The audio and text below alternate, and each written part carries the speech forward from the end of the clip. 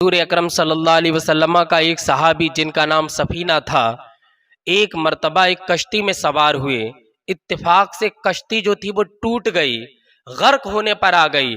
آپ کشتی سے چھلانگ لگاتے ہیں اور آپ پانی میں تیر کر کے ایک ایسے جنگل میں پہنچ گئے کہ جہاں پر انسانوں کا پتہ نہیں تھا، جہاں پر کوئی آپ کو راستہ بتانے والا نہیں تھا۔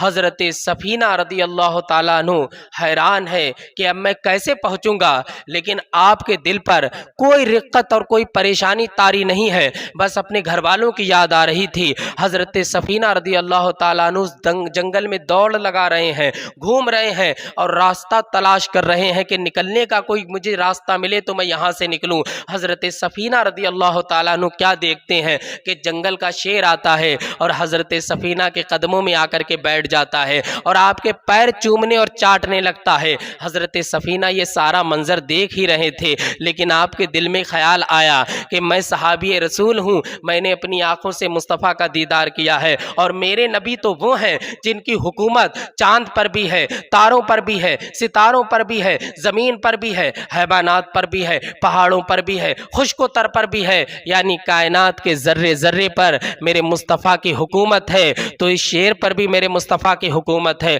یہ شیر بھی میرے مصطفیٰ کا غلام ہے۔ اب آپ سمجھ گئے ہیں کہ یہ شیر سمجھ گیا کہ میں مصطفیٰ جان رحمت کا صحابی ہوں، اسی وجہ سے یہ میرا اتنا خیر خواہ بن رہا ہے۔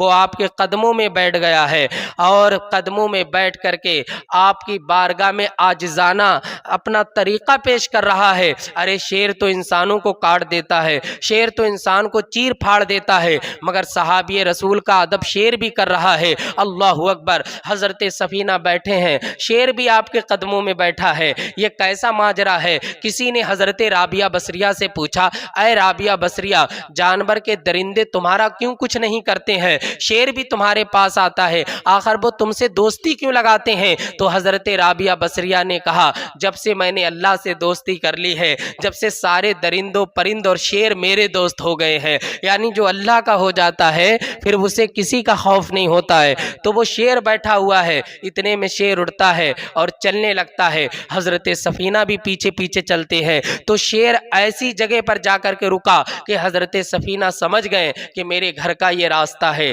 شیر جنگل میں چلا گیا اور حضرت سفینہ رضی اللہ تعالیٰ عنہ اس راستے پہ چل کر اپنے گھر صحیح و سالم پہنچ گئے ہیں۔ یہ حجت اللہ علی العالمین میں اور مشکات شریف میں بھی یہ روایت ذکر کی ہے۔